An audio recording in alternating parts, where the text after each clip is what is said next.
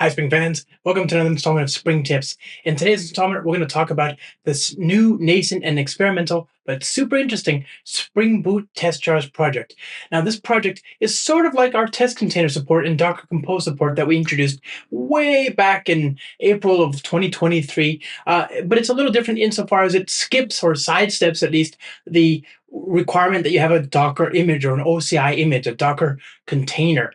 The idea here is that you can just use the Spring Boot test jar support to depend upon other jars in your ecosystem. And there are a good many of those. Even if you're building a monolith today, your application will probably, no doubt, have some sort of federated OAuth authorization server, such as, for example, the Spring Authorization Server. You might have dependencies on other infrastructure like the Spring Cloud Config Server or the Spring Cloud Netflix Eureka Server. These things are all jars that can be deployed as containers, sure, or as just regular jars. You just have them on the class path, easy to use, easy to consume. And so in today's installment, we're going to take a look at this new project, see how it can be used to really simplify your workflow and to make building a development-first sort of experience really easy. Because remember, the more moving parts you have in a system, the more orchestration required to get them up and running in the right order, the more difficult it is for somebody to on-ramp. So Spring is all about developer aesthetics and ergonomics, and of course, it's not about form over function, but certainly form and function. And this is, I think, a great step in that direction to really, really simplify and dramatically speed up the life cycle of development of software. My friends, enjoy.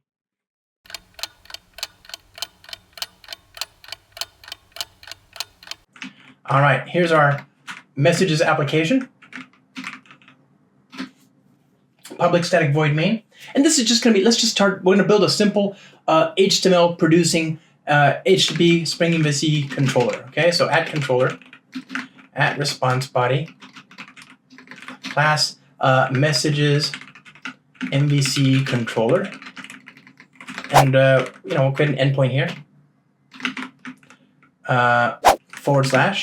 / string index, return index. So it's just, we're going to return the name of a Spring MVC resolved view, in this case using time leaf.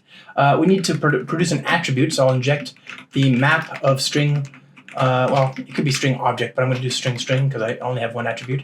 Attributes, okay? And it's the model, okay? So when we put stuff in that, it'll be made available as a key in the view renderer, okay? And I'll just say, hello, Spring MVC view, all right? There's that. It's going to return this. It's going to look for that template in the source main resources templates folder. We'll create a file. We'll create a file called index.html.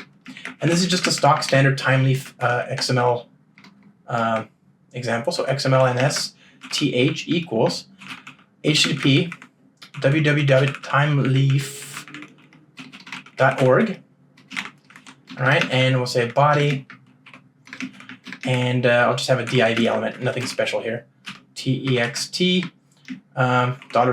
$message. That's the key that we're getting from the model that we're populating in the controller method there, right? Model view controller. And this won't render, right? It's just for preview only. Very good. So now we've got this. We've got this already set up. Let's go ahead and spin it up and just confirm it's working. Localhost, it works, okay? No, actually it doesn't work. I've got the, it's doing rest, which I don't want. Gotta get rid of that. Refresh. Refresh, there we go. So now it's doing the right thing. I'm getting an MVC view. Good, so now we have a simple thing, but I don't want to have my business logic muddled up with my view layer, so maybe I'll set up another microservice, right? To simplify things just a little bit. See what I did there? Adding another thing to simplify, isn't that weird? So I'm going to go ahead and just remove that, and I'll just call this messages API. Hit enter. Open this up, messages API.zip. And what I'm going to do here is I'm going to create a simple API endpoint, okay? And here it'll be at controller, at response body, and what do we call this? We call this messages MVC controller, messages API controller, right? Pretty simple. So here, friends, you call /hello, and we'll return a greeting with an attribute in it. Hello. Okay. Return map of message, and I'll say hello Spring Boot API. All right. So there's my simple HTTP controller. This is going to start up on, what do we want? Maybe we'll do port 9090. Yeah. There's my messages API controller. Let's just start this up. And now we want to consume that. So I'm going to use the Spring Framework 6 REST client. Okay. And the REST client will define externally as a bean REST client dot-builder. I'll say return builder.jdk, or sorry, request factory new jdk.build. All right, there's my simple REST client. And let's resolve that value, okay? Message equals this.http.get.uri. Now the question is, where do we get that URI, right? I want to have that as an injected value. So I'll say private final URI, and we'll inject this into the constructor, voila. And this has to be resolved from an environment variable or an environment attribute. So we'll call this messages API.uri, right? Good. So I'm going to inject that. And then that means we need to have this as a configuration value here.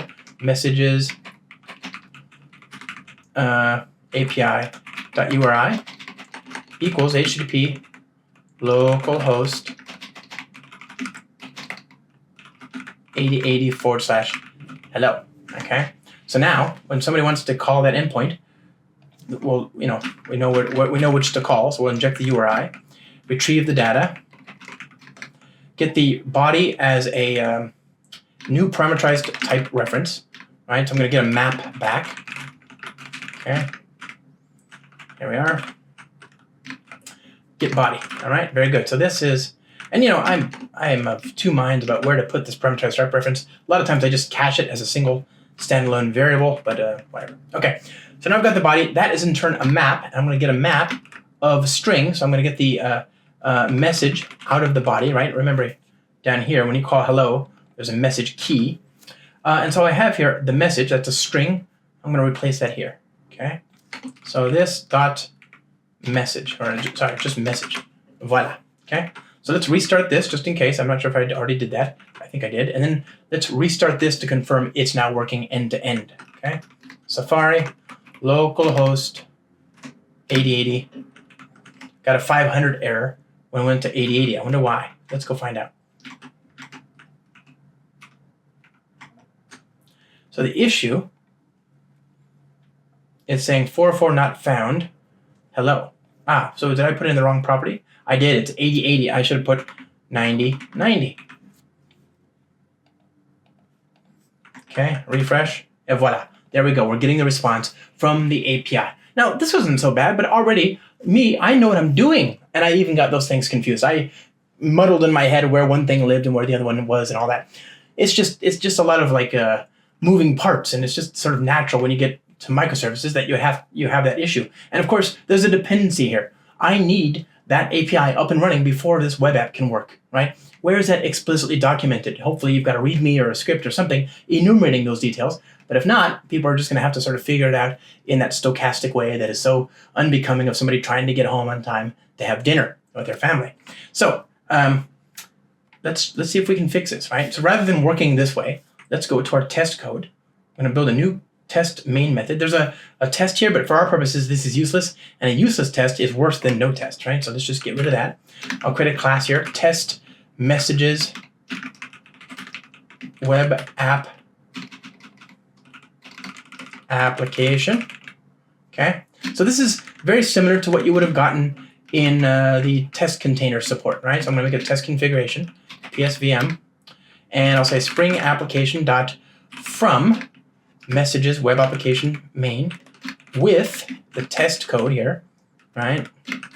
Dot run, and I'm going to run passing in the arguments here. Okay. So now I've got a separate Spring application context that's going to start up and do everything that we do in the main method, except that it's going to also have extra test specific or development time only configuration. And that's very convenient for us because we can use this as a chance to define a bean that stands up our test jar, that is to say, our API.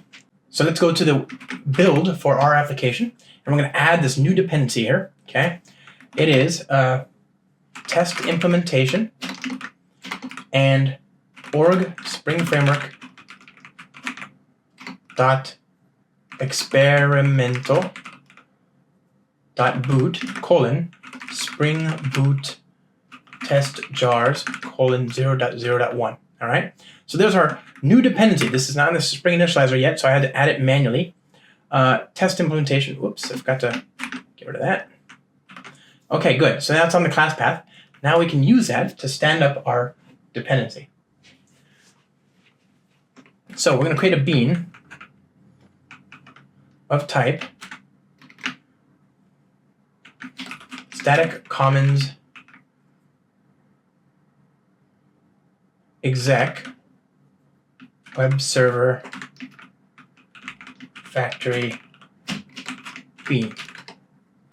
Okay, I'm going to call this the messages API. There we are. Return this dot builder dot, and then what we're doing is we're going to say, I want you to run this jar. Remember, this is a jar that we're going to consume on the file system, and there's a Java class that we have to tell it to run. Well, when you use Spring Framework, Spring Boot, to build an application bundle, you have to build. You build with the Spring Boot build plugin, and it actually packages its own main method, which then knows to look for your code and do the right thing. So we say org Spring Framework boot loader launch dot jar launcher. Okay, and I'm going to specify the class path, and the class path, of course, is the file that we just created, right? The jar. So where is that jar? Well, it doesn't exist yet, right? Let's go ahead and point to it. It's in my local folder, build libs is where it would normally be. So let's go back over here, open up the shell and the messages API. I'll do gradle build as you would normally do. Okay, so I'm not building a Docker image or anything like that. I'm just pointing to it. Okay. Build libs, there you go, dot jar. So echo this, copy and paste that. Here we go. Good. So I've got that. And IntelliJ thinks this is 3 levels down, but relative to the runtime positioning of these elements, when they're all compiled and running, it'll just be 1 level down. Okay. So we'll go back down to, let's see, we want messages API. Okay. So we got the main class, we got the class path. I think we're good. That actually tells it where to find the jar. Let's get rid of the extra new line there. Does nothing but add confusion. So now we've got the messages API. We need to override the property that's being used to point to that. So we have a hard-coded version here. But remember, test jars are going to start up this application on a random port for us. So we need to tell it what that port is. We'll go here, and we're going to use a new thing in Spring Boot Testjars called enable dynamic property. And then we're going to specify a dynamic property. We'll say dynamic property name is equal to this. And then the value is, and here, friends, we're going to be using a Spring expression language expression, spell, SP, capital SP, lowercase e, capital L, so SPEL. And so we're going to say, within that expression language, we're going to say, quote, HTTP localhost, colon, plus port. And port is a thing that will be put in the context of the Spring expression language expression. And then we'll do / hello.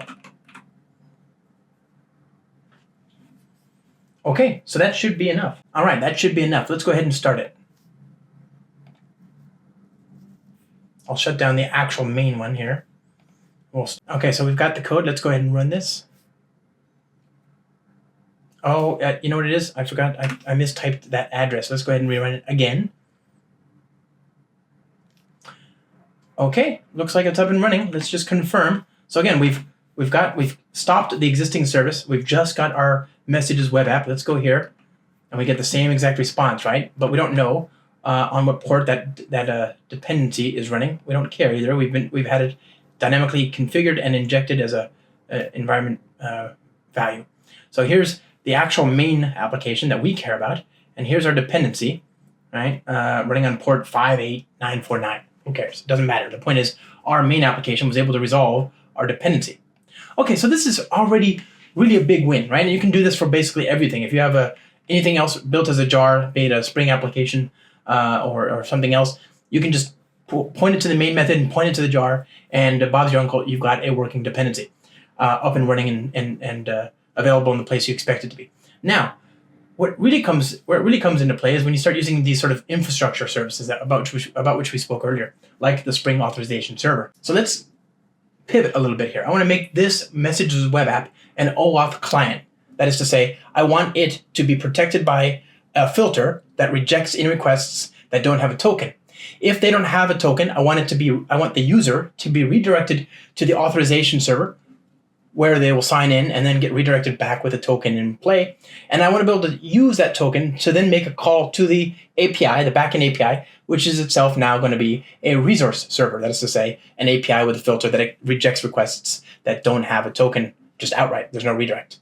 So we've got 2 tasks ahead of us, or 3 actually. 1 is to stand up the authorization server using Testjars. 2 is to protect our Messages web application as a OAuth client, and 3 is to protect the API, the Messages API, as an OAuth resource.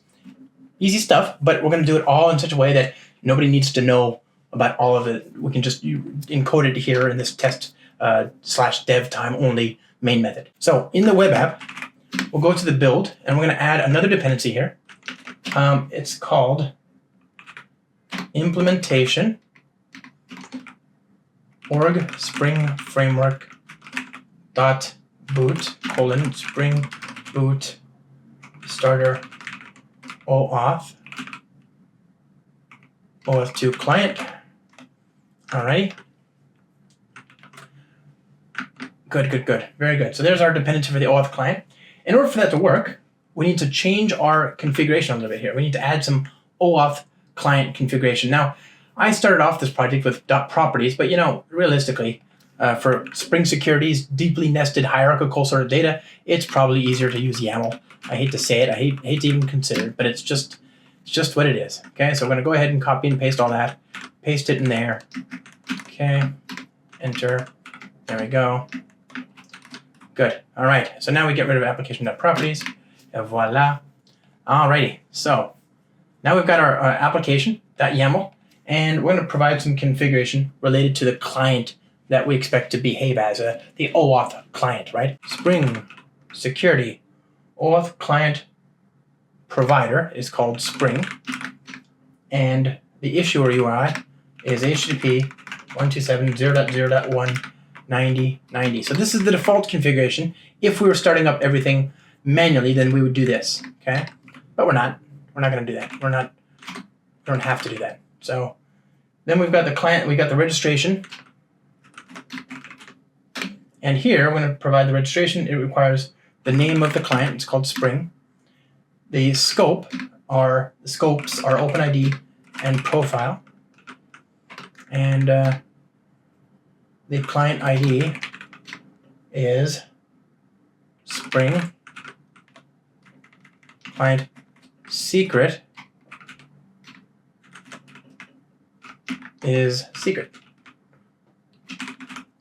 All right, now Spring Boot Testjars is the brainchild of Spring security lead Rob Winch. He's awesome. I deeply respect and appreciate everything he does. So please don't tell him that I use this secret. Okay, it would be very embarrassing, and I don't think he would be my friend anymore.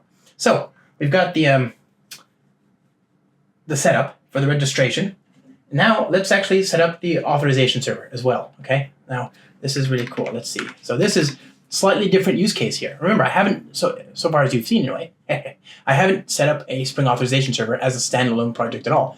It's not hard. You've seen me do this a million times in other places. But here, since it's just a Spring Boot jar, and since it's just auto-config, and since it's just very easy to stand up as a sort of test dependency, I'm going to define it entirely here. I'm not going to point it to any other third-party jar.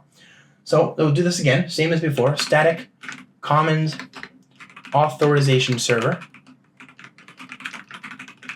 Okay, return commons builder dot. And here, I'm going to say use the default Spring Boot application main class. I'll add a class path. And the class path will be an entry And the entry will be a Spring Boot starter. So this is going to be a Maven dependency that's resolved in the normal way, right? So Spring Boot starter, Spring Boot dependency, and then that in turn brings a Maven class path entry, which defaults to org spring framework boot : blah, the artifact name. So we just have to provide the artifact ID. Okay, so Spring Boot starter, OAuth 2 authorization server. Okay, very good. So I've got the Spring Authorization Server. Obviously, we haven't configured anything yet. And speaking of configuration, we do have to provide a few things dynamically to the authorization server. We want the authorization server itself to have. We could do this, but again, Spring is Spring, and there's a nice component model that allows you to layer annotations on top of each other to create meta annotations. So here, I'm going to use the OAuth 2 client provider issuer URI. Okay, this is part of Spring Boot Testjars. It in turn provides this dynamic property annotation, defaulting to this setup here, right? So we don't have to specify anything. It's just that if the provider name is Spring and the host and port are provided here as well. How convenient, right? So again, you're hiding the complexity from the user. But if you want to do this manually, if you want to override everything, be our guest. It's fine. You can do the same thing. Okay, so we've got our test code. We're going to use this. Notice that the bean is called authorization server, okay? And we need to provide configuration. So remember, this is going to be an authorization server. The authorization server, when it starts up, in turn needs configuration to do its work as an authorization server. So were this another standalone Java project, I would create a new start.spring.io project. I would create a new configuration file, and in that configuration file, I would put some configuration telling the Spring Authorization Server how to be an authorization server.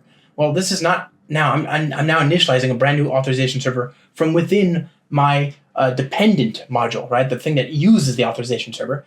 But I still need to furnish that configuration. So by convention, Spring Boot Testjars will look for the configuration in the current module in a folder called test resources, test jars, and then it'll look for a folder named after the bean name, so authorization server, and it'll look for a file called application.yaml or .properties. Now I need to actually furnish all that configuration. I'm not going to type it all out here, but here it is. And by the way, there you go. If you wanted to create your own Spring Authorization Server, just start that Spring.io, add that authorization dependency, paste this in, and there you go. You've got one. Okay. So I'm defining an OIDC client called Spring with a secret, which is just not encoded at all. And it's going to have a redirect URI and have these available scopes. Okay. So now, friends, the last thing you have to realize is that we're using this very convenient builder here, this DSL, for resolving jars via Maven. Okay. In order for that to work, I need to add a dependency. I need to add another capability, kind of a qualified Maven dependency or a capability in Gradle to pull in, not that one, this one, to pull in this capability. Okay. So capabilities, require capabilities, org spring framework .experimental .boot Spring Boot Testjars 0. Okay, we don't need to specify the version, but we want Spring Boot Testjars -Maven. Okay, so we have those three things in the class path. Fantastic. So we've got this. This will protect our web app now, right? As configured. Let's reload this. But our backend API is still, exposed. It hasn't been protected. It's not a resource server yet. So let's return to that, and now add to our starters here the OAuth resource server. So build.gradle, add the starters. I'm going to try doing it this way. I'll say resource server. Check that in. Convenient. Voila. Okay. So here we are. It's added. It's been added to the class path. This too requires a little bit of configuration and a little bit of refactoring. So the first things first, we want to get now the name of the user. We're going to inject that in this controller method by just injecting the principal. So remember, a client, our OAuth client, is the with the time leaf endpoint and all that, is going to call this endpoint and send along an access token. That access token will then be validated by talking to the OAuth server, authorization server, issuer URI, right? The issuer URI is the URL of the Spring Authorization Server. and it'll then, if it's successful, have enough information to then let Spring Security inject the current JavaX security principal, which we can then use to ask for the name of the current authenticated user. This is all we have to do for the code changes in the REST API. Let's go ahead and build this. And now back in our web application, we're going to change our configuration so that when we run this during test time or development time, we have the extra configuration required for that to work. Okay, because we need to provide configuration to the API, telling it what the authorization server is running at, right? So now we have a dependency between these two things. The message API depends on the authorization server. The authorization server is going to have a port. We need to know that port before this thing can do its work, because this thing is going to want to know what the issuer URI is from the authorization server, okay? So let's fix that. In the messages API, I'm going to inject the authorization server. That's this thing right here. Commons, okay? There we go. And I'm going to use that to get a hold of the port of the authorization server. Equals auth server.getObject.getPort. That's going to risk throwing an exception, so I'll oblige it that way. And then we're going to create a map of configuration. And that map will be furnished to the messages API when we start it up. So we saw we were able to provide some configuration this way, but if we can also do it this way, we can also dynamically provide configuration. Spring.security. So you saw that we were able to use this to dynamically create a property that's available for the web app, right? So the web app needs to talk to the API. Now, in this case, however, the API needs to know what the issuer URI is, right? So when we use Testjars to stand up the API, we want to give it configuration, which you can then use to find the OAuth authorization server. That's called the issuer URI. So I've got the port. Let's create a map of configuration, okay? And this is exactly the kind of configuration you would have otherwise put in the configuration property files for the messages API directly. But it has to be dynamically configured, so we're doing it like this. Spring.security.OAuth2.resource-server.jwt.issuer-URI. And then the value is HTTP 127.0.0.1. Remember, we're doing cookies on the same host, but we need them to be distinct from each other so they don't wipe each other out, right? So we're using different hosts. Cookies are not unique to ports. They're unique only to host names. So 127.0.0.1 colon plus port plus, and then we'll put in the hello endpoint like that. And we can say add system properties, map. Now finally, with this in place, when the OAuth API starts up, we need to rewrite it so that when a request comes in, we get the access token in tow, and then we can use that to make that call to the API. Okay, so let's go to our web app again. The actual web app code.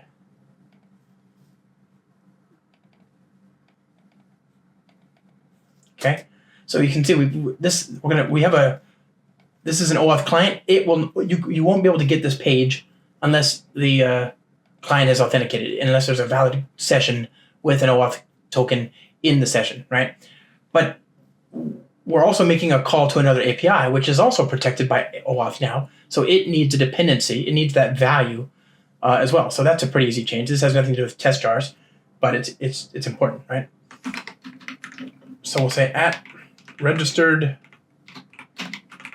OAuth2 client. I'm going to inject the name of the client, Spring. OAuth2 authorized client. Spring, okay? So it's this one. Good. Got that, okay? So var token equals Spring, get access token, get token value. And here, we'll say headers.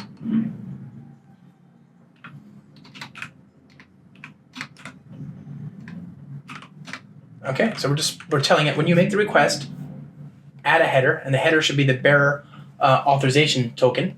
And usually that header is like this, right? We're not going to do it, but you could do it this way as well. You could do authorization, and then the value is bearer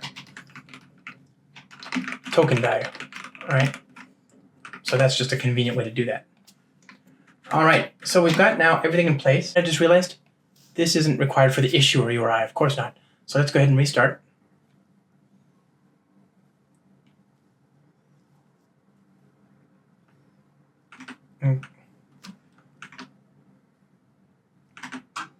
All right, localhost 8080, user, password. Okay, hello user. That's the username that we got in the OAuth token. All right, so friends, we looked at two different examples of test jars, right? The first is, I think, this is universal. You could have done everything we did here with this more verbose but more flexible incantation, basically. And you can see all the sort of moving parts are in place. One is, how do we launch a Java jar as a dependency? You can point to it. Two is, how do we specify the main method, main class? Done that, okay. How do you furnish configuration specific to that jar? And remember, there's a reason this is called Commons exec. I think behind the scenes it's using Apache Commons exec to actually Java jar, to run in a shell that Java jar for you, okay. So it's really good. Like, we've got everything we need here, and you also see how to get a dependency on another test jar. So if you have something you want to get out of that, you can do that here. This is very, very powerful, right? It's all just Java code. It's very easy to see the ordering and see how one affects the other. We've also stood up an authorization server. Obviously, this is just one such example, but I can imagine a world where there are other integrations for other Spring Cloud infrastructure services and the like. It all just came together really nicely. This is the whole thing, right? We don't have to have a Docker compose file or anything else like that. All the other complexity you saw today was just the normal complexity of building an OAuth protected system. I have an API and a client. I'm using Timeleaf. I've got security on both levels. So all that is just configuration that you would have had to do no matter what. Obviously, there's still work that we can do to make this even easier and more elegant. We're going to have support to download, for example, this messages API. If you have it in an internal Maven repository in your organization, you could also just download it from there instead. We're working on that. And of course, one thing I really like this is that it highlights that you can just use the Spring Authorization Server as a sort of embedded test jar, if nothing else. Even if you're not using the Spring Authorization Server, but you want something to act as an OAuth authorization server in your code, in the same way that H2 can sometimes act as a stand-in for something like MySQL or whatever, then just use this. Even if you're using like Okta or something else, this is very convenient, right? Now you have the ability to lock down your application and have something that does real OAuth authorization. Also, this sidesteps the need for some of the mock support that is there for Spring Security, right? Why, mocking is great, but if you can actually have almost as quickly and just as easily and nimbly a real authorization server, then why wouldn't you? This is really, really powerful. My friends, this is only the beginning. Obviously, friends, this is early days yet. We'd love to hear more about your ideas, your input, etc. So please, sound off. Here, Spring Boot Testjars under Spring Projects Experimental. So just be sure to check this project for all the sort of latest and greatest. But I hope you got something out of this. Thanks for watching, as always, and we'll see you next time.